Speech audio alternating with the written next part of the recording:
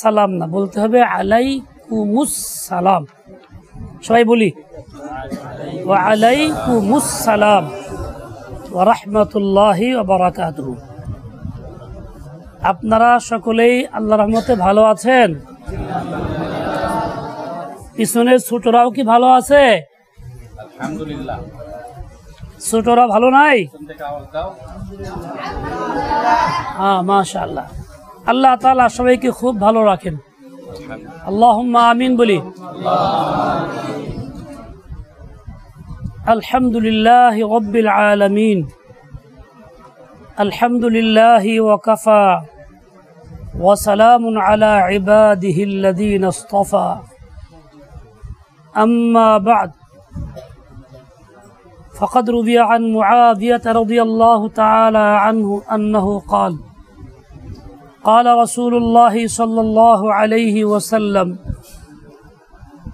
من يريد الله به خيرا يفقهه في الدين. সেজন্য সকলেই আল্লাহ পাকের শুকর আদায় করি আলহামদুলিল্লাহ। তিনবার বলি আলহামদুলিল্লাহ, আলহামদুলিল্লাহ, আলহামদুলিল্লাহ। শাওয়ালের 16 তারিখ। আজ এই মাদ্রাসা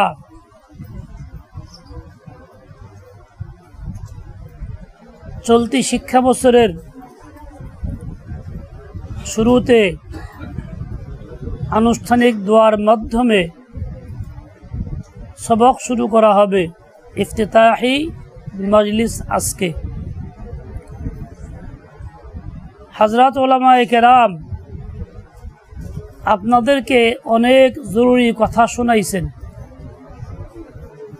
যারা সত্যিকারের তালেব তারা গ্রহণ করছেন, পুঁজি বানায় নেবেন, আমল করবেন। আল্লাহ পাক কবুল করেন, তৌফিক দান করেন। আমিন। যারা ওইসব কথায় কান দেননি তারা অনেক বড় সম্পদ হারাইলেন, ঠকলেন, যার ক্ষতিপূরণ কখনো সম্ভব হবে না। এমন একটা সময় ছিল যখন একটা উপদেশ বা নসিহাতের জন্য মানুষ অনেক দূর দূরান্তের সফর করত।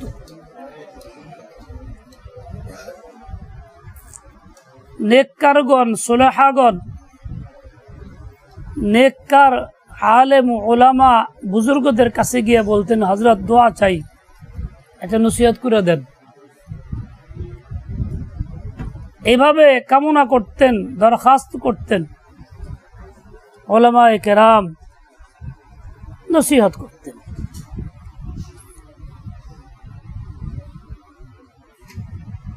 লুকমান হাকিম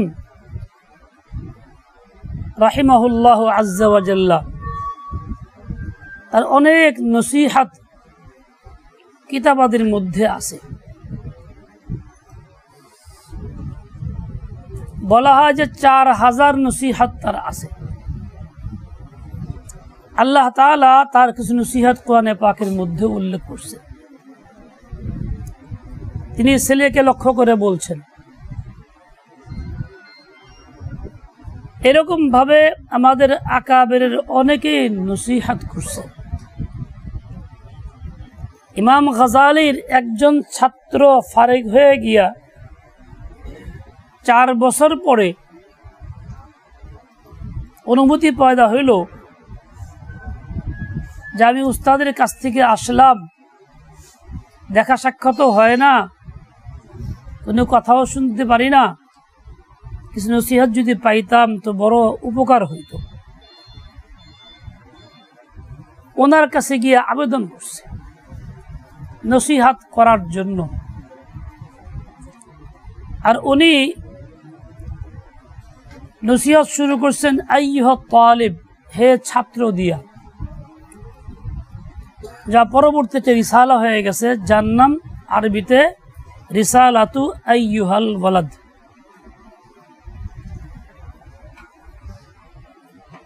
সেখানে অনেকগুলি জরুরি কথা আছে, যেই কথাগুলি আমাদের জন্য পাথেয়।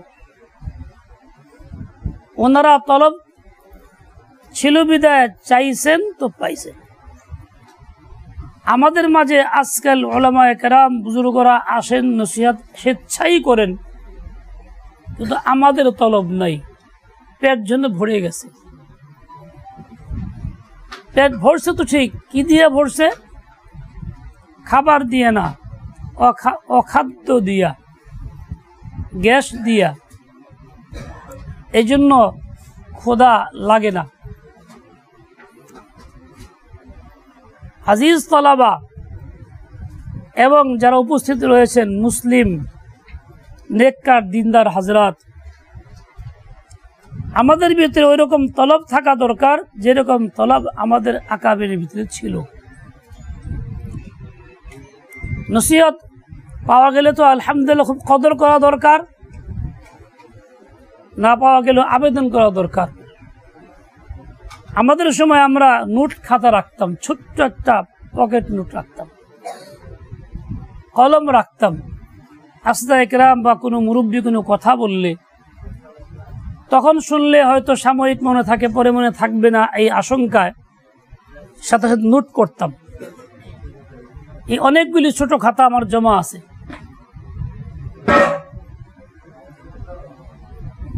ওইগুলি বড় পুঁজি হয়।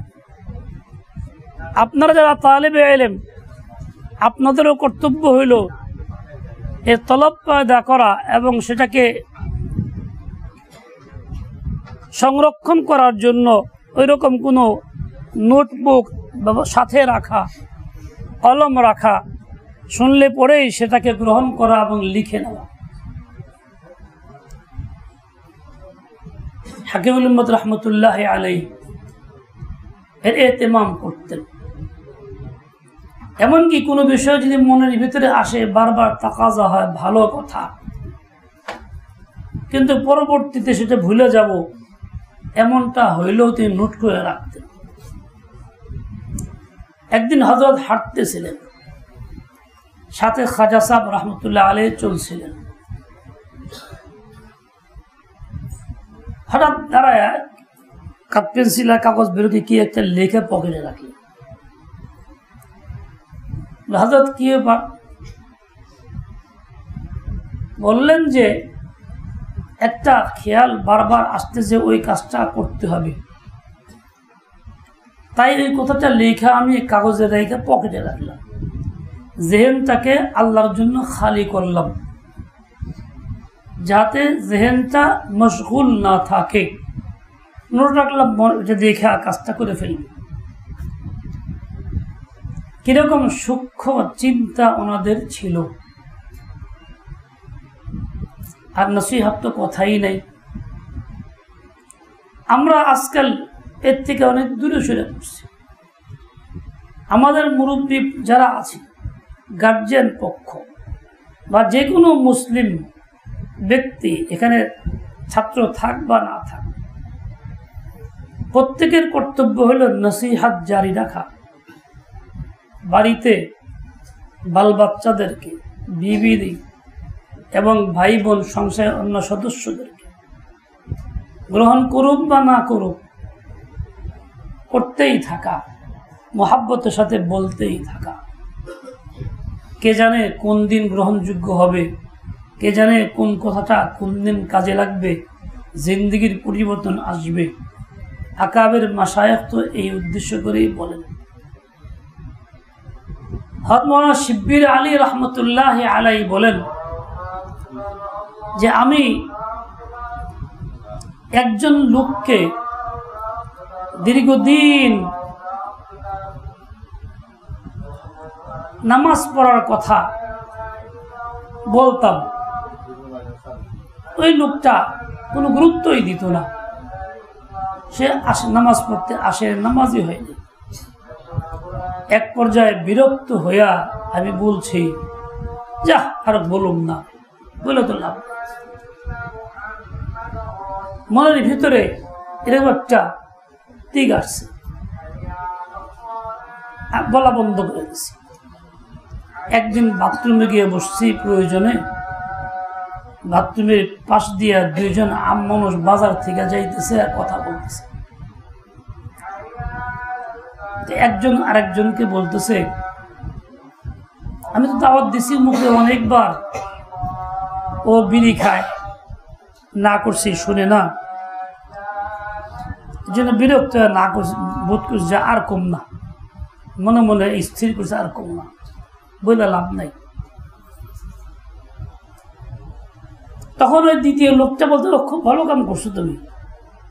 সেই লোকটা তো তার খারাপ কাজে ইস্তেকামাত এবং অটল থাকলো, দৃঢ় থাকলো, আর তুমি বলার কাজটা ভালো ছিল, ভালো কাজে ইস্তেকামাত হাসিল করতে পারলা না, অটল থাকতে পারলা না। ভালোই করছো, খুব ভালো করছো। সেই রূপ খারাপের মধ্যে দৃঢ় থাকলো, আর তুই ভালোটায় দৃঢ় থাকতে পারলা না। এই কথা শুনতেছিলেন বাথরুম থেকে মৌলভী শিবলি আলী রহমতুল্লাহ আলী। ওনার ভিতরে খুব হিট লাগলো যে আমি কি কাজটা করলাম, সত্যি তো আমিও তো এই রোগে আক্রান্ত, আমাকে আমাদের কথা বলি পড়ো না, এই জন্য বলবো না, এরকম জেদ ধরছি, প্রতিজ্ঞা করছি, কাজটা তো ভুল করে ফেলছি। তারপরে আমি চিন্তা করলাম এখন থেকে বলবো, বলা শুরু করছি। দেখা হইলে বলি, দেখা হলে বলি, গলে রাখলাম যে কতবার বললাম সে শুনলো না। 99 বার পর্যন্ত বলছি, তখনও সে কথা সাড়া দেয় নাই। যেদিন 100 বার পড়া হয় সেদিন বলে, ঠিক আছে ভাই তুমি কইছো, যাও আজ থেকে করো, ওয়াদা করলাম। সেদিন থেকে করা শুরু করলো। এই যে লোকটা করা শুরু করলো, ওয়াদা করলো, একদিন বলে নাই, এখন বললো, এটা কি শুধু শেষবারের নসিহতের কারণে হয়েছে, নাকি প্রথম থেকে এই 99 বার সবটাই এর মধ্যে আসর করছে? শুধু শেষবার একদিনের কথাই হয় নাই, শুরু থেকে 99 দিন যে কথাগুলি বলছেন প্রত্যেকটার তাসির তার মধ্যে পড়তে পড়তে এক পর্যায়ে পূর্ণতা লাভ করছে। তাহলে কোনোটাই তার জন্য অপকারী হয় নাই, উপকারী হয়েছে। মওলাই পাক বলছেন, ওয়াযাক্কির ফাইন্না যিকরা তানফাউল মুমিনিন। নবী আপনি নসিহত করেন, মুমিনদেরকে ভালো কথা বলেন, শোনান, আমর বিল মারুফ করেন, নাহি আনিল মারুফ করেন। আপনার এই তাজকিরটা বেকার না, অনর্থক না, তাদের উপকারে আসবেই আসবে, আসবেই আসবে, আজ হোক কাল হোক। যাক্কির বাবে তাফঈলের সিগা, সিগায়ে আমর, মুবালাগা যেমন আছে, কারো কারোর মধ্যে তাকরারের মানাও আছে। খুব ভালো করে বলেন, বারংবার বলেন, দুইটা কথাই এর মধ্যে আছে। কোরআনে কারীমের মধ্যে বহু উপদেশাবলী আছে, আল্লাহর আহকাম আছে, এক একটা হুকুম 20-30 জায়গায় উল্লেখ করা আছে। এক নামাজের কথাই কোরআনের 32 জায়গাতে আছে। বক্তারা বলে 82 জায়গাতে, এটা আসলে ভুল, কোনো কোনো নস্খার মধ্যে আসছে, ভুলে আসছে। এতবার বলার দরকার তো না, একবার বললেই তো যথেষ্ট। স্বয়ং আল্লাহ তাআলাই এতবার বলছেন, যাতে করে মুমিনরা উপকৃত হইতেই থাকে। একবার দুইবার শুনতে শুনতে দিলে ধাক্কা লাগে, কমজোর ইমানওয়ালা মজবুত ইমানওয়ালা হয়ে যেতে পারে। আসদায়ে কেরামও আপনাদেরকে এরকম বারবার বলে, বছরের শুরুতে বলেই ক্ষান্ত হয় না, মাঝে মধ্যে বলে নসিহত করেন, সপ্তাহে কখনো, মাসে কখনো, শেষের দিকে আবার সবকের মধ্যেও হয়। অনেক সময় একই কথা বারবার বলেন, কি জন্য, মাকসাদটা কি, যাতে করে আপনারা এর গ্রহণ করেন, আপনাদের মধ্যে এগুলি আসে, বাস্তবে পরিণত হয়। এই যে হাদিসের কিতাব যার সবক শুরু হবে, এর মধ্যেও এক একটা কথা অনেকবার আছে, বিভিন্ন ভঙ্গিতে, বিভিন্ন জায়গাতে। মাকসদ কি? মাকসদ অন্যতম এটা একটা, যাতে করে তালেব এবং কারির পড়া হয়, তার নজরে পড়ে, তার দিলে ধাক্কা লাগে, সে যাতে গ্রহণ করে। এই জন্যই আপনাদেরকে বলা, না বললেও কোনো সমস্যা না, বলেন কি আশায় যাতে আপনাদের ফায়দা হয়। কাজে আপনারা এইভাবে অমনোযোগী হয়ে থাকবেন না, মনোযোগী হয়ে থাকবেন, গ্রহণ করবেন, দিলে লিখবেন, বাইরে নোটে লিখবেন, আজীবন এই কথাগুলি স্মরণে রাখবেন। এমন এক সময় আসবে যখন এই সমস্ত ওলামায়ে কেরাম পাবেন না, খুব আফসোস হবে, আহারে একটু বসতে পারতাম, শুনতে পারতাম দুইটা কথা, তখন পাবেন না। হাফিজ হুজুর রহমতুল্লাহ আলাইহি, ওনার মতো ব্যক্তিত্ব হারায় গেছে, তো আর বিকল্প কেউ হয় নাই, পাওয়া যায় নাই, কেউ আর পাবে না তালাশ করে। যিনি পুরা বাংলাদেশে ইনকিলাব পয়দা করছেন, রাজনীতি, সিয়াসত, ইসলামী, এটা যে কত জরুরি, ওয়াজিব, কিন্তু এই বিষয়টা আমরা একেবারেই ভুলে গেছিলাম। হুজুর রাজনীতির ডাক দিয়ে নাইমে গিয়া আমাদেরকে শিক্ষা দিয়ে গেছেন। উনি এই পথের রাহবর বাংলাদেশে, আল্লাহ ওনাকে সর্বোত্তম বিনিময় দান করে। উনি বড় আলেম, আলেমে বা আমল, বড় বুজুর্গ ছিলেন, আলেমে বা আমলি বুজুর্গ হয়। ওনার ইহতিরাম, সম্মান কি পরিমাণ ছিল ভাষায় প্রকাশ করা যাবে না। শেষ জীবন তো আমরা দেখছি, প্রথম জীবন তো দেখিনি। প্রথম জীবনটা দেখার বিষয়, বড়দের প্রথম জীবন দেখতে হয়, যারা প্রথম জীবনে কি করছেন, মেহনত কি পরিমাণ ছিল, কাইফিয়তটা কি ছিল, ধরনটা কি ছিল, এগুলি প্রথম জীবন দেখতে হয়। হযরত মুহাম্মদুল্লাহ হাফিজ হুজুর রহমতুল্লাহ আলাইহি, উনি নোয়াখালী লধুয়ার মানুষ, মাত্র 13 বছর বয়সে ইলম শিখতে বের হয়েছে। উদ্দেশ্য হইল যাবেন পানিপথ, সানাউল্লাহ পানিপতি রহমতুল্লাহি আলাইহির দেশে, ওইখানে ইলমের মারকাজ ছিল, কেন্দ্র ছিল, পড়তে যাবেন। তখন পাকিস্তান আমল, পাকিস্তান আমল না, ব্রিটিশের যুগ।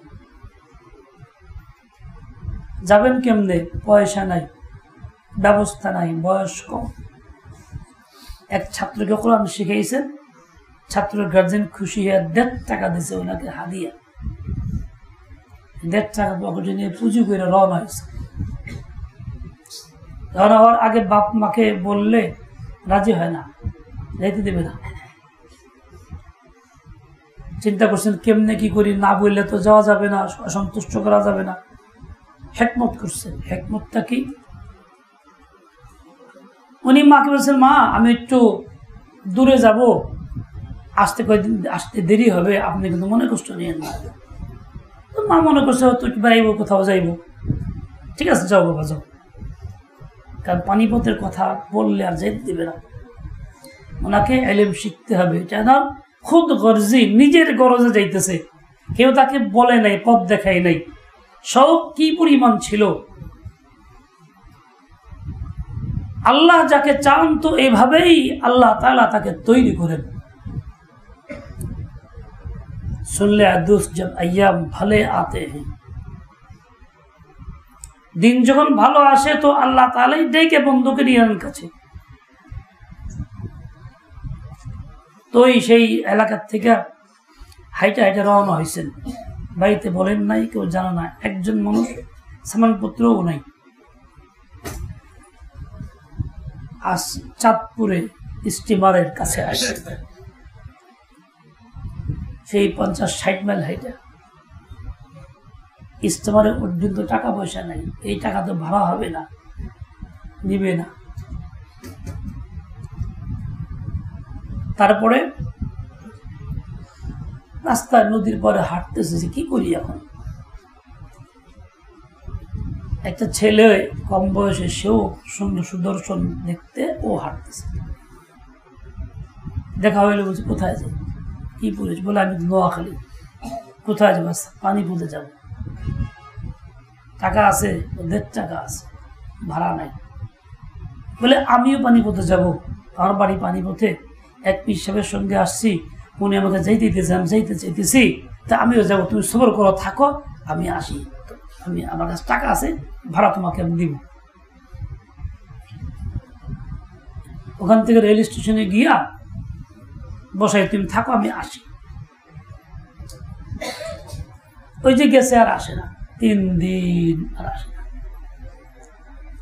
3 দিনই ওখানে কষ্ট করছে, মাত্র বয়স 13 বছর। 3 দিন পরে সে আসছে ঠিকই, কিন্তু যখন তার লোক পিসাব জানতে পারছে ছেলে যাচ্ছে, লোকজন পাঠায় চতুর্দিকে, এরা ধরে নিয়ে চলে গেছে। আরো যেই একা সেই একা, কি করা? তো ওখান থেকে হাঁটতে হাঁটতে যাইতে খুলনা, ওই বঙ্গে চলে গেছে। আল্লাহর কি শান, কুকুর কামড় দিছে, পায়ের মধ্যে ঘুষ উঠাই নিয়ে গেছে। মনে খুব কষ্ট, জ্বালা, কি করি? আর এই কুকুরের চিকিৎসার জন্য সর্বোত্তম পন্থা চিকিৎসা ছিল পানিপথে। তখন আল্লাহ আসবাব তৈরি করে দিতেছে। লোকজন দেখছে এরকম জড়ো হয়েছে, কি হয়েছে, এই সমস্যা, বাড়ি কোথায়, মুখখানে, কি করা যায়? সবাই চিন্তা করলো যে পানিপথে পাঠিয়ে দেওয়া দরকার, টাকা আছে নাই, তো কি করা? টিকিট মাস্টারে গিয়ে বলছে, নোর এই ছেলেটা এরকম অসহায়, টিকিট দিয়ে পাঠিয়ে দেয়। বলে অসম্ভব, আমার পক্ষে সম্ভব না। ডিসি সাহেব যদি লিখে দেয় তাহলে পারবে। ডিসি সাহেবের কাছে গেছে সবাই, ডিসি সাহেব অবস্থা দেখা লিখে দিয়েছে, 2টা টিকিট দাও, আপ ডাউন 2টা টিকিট দাও। টিকিট মাস্টার কাছে নিয়ে দিয়েছে, টিকিট 2টা দিয়ে দিছে, চলে গেছেন পানিপথে। হাসপাতালে যেখানে যাবেন, যাওয়ার আগেই ওই মাদ্রাসা পড়ে, যেখানে রাস্তায় বলছেন যে আমার মনে চায় লাভ দিয়ে নেমে যায়, কিন্তু কি করব, উপায় তো নাই। চিকিৎসা হয়েছে, চিকিৎসা শেষ হইলে, ভালো হইলে পরে মাদ্রাসায় একাই চলে আসে। ততদিনে মাদ্রাসায় ভর্তি বন্ধ, বোর্ডিং বন্ধ। অনুরোধ করছে, আমি বাংলাদেশ থেকে আসছি, এইভাবে এই হয়েছে, ভর্তি করেন। সম্ভব না, খানাও নাই, ব্যবস্থাও নাই, থাকার জায়গাও নেই। অনেক রিকোয়েস্ট করছি, না। ও বলছে আমার টিকিট আছে, টিকিটটাও চলে যাবে, যাইতে পারবা না, আটকে পড়বা, তুমি চলে যাও। 3 দিন রিকোয়েস্টের পরে চলে আসছে। স্টেশনের কাছে আইসা, মসজিদের পাশে আইসা, উজু করে নামাজ পড়া, আল্লাহ কাছে কান্দাকাটি কইরা টিকিট ছিঁড়া ফেলাই দিয়েছে, যান না এই দেশ থেকে। মাদ্রাসা গিয়ে আবার হুজুর আমার টিকিট ছিঁড়া ফেলাইছে, যাওয়ার কায়দা নেই, আমার ভর্তি করে পড়ব।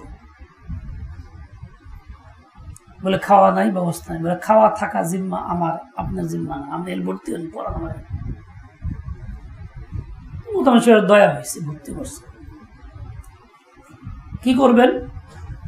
এক হোটেলের খাবার, হোটেলের মালিককে বলছেন যে ভাই, আমি তো কাজ করতে পারবো, আমার একটু সুযোগ দিলে আমি আপনার রাত্রিবেলা সব দোকান কাজ সব চলে যাবে, খরিদ্দার থাকবে না, দেখছি হাইওয়ে ধুয়ে দেব, আমার এই সুযোগ দিলে, চাকরিটা দিলে আমার বড় উপকার হয়।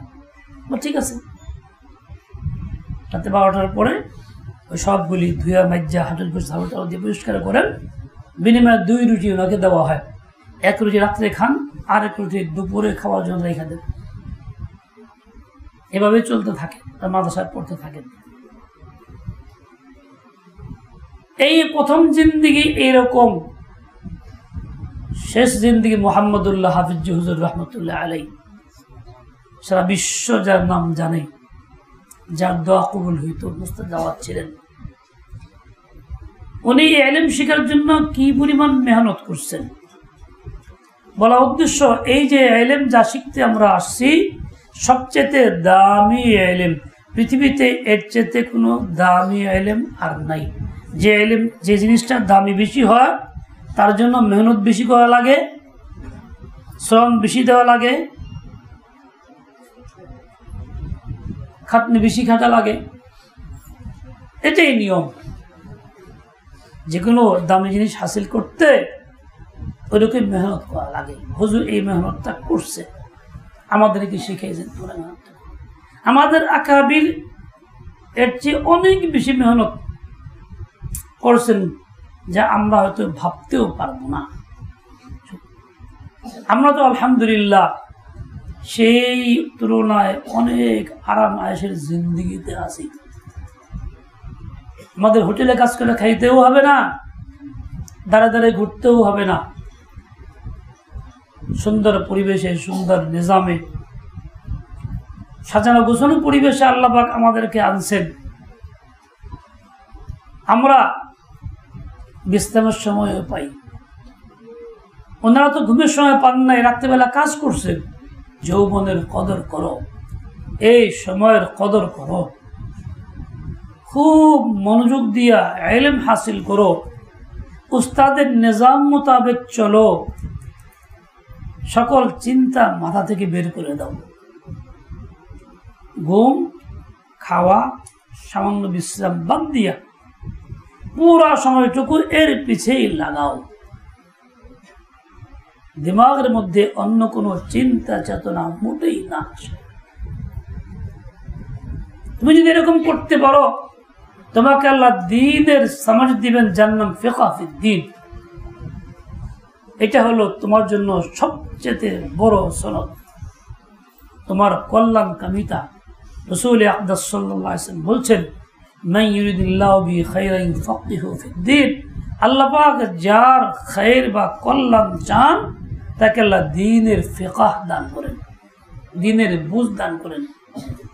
এই দ্বীনের বুঝ মানে শুধু এই গতানুগতিক লেখাপড়া করা, কিতাব পড়া মুখস্থ করা, পরীক্ষার জবাব দেওয়া, পাশ করা নয়, রশ্মিভাবে অমুক জামাত থেকে ফারেক হয়ে গেছি, এটা নয়।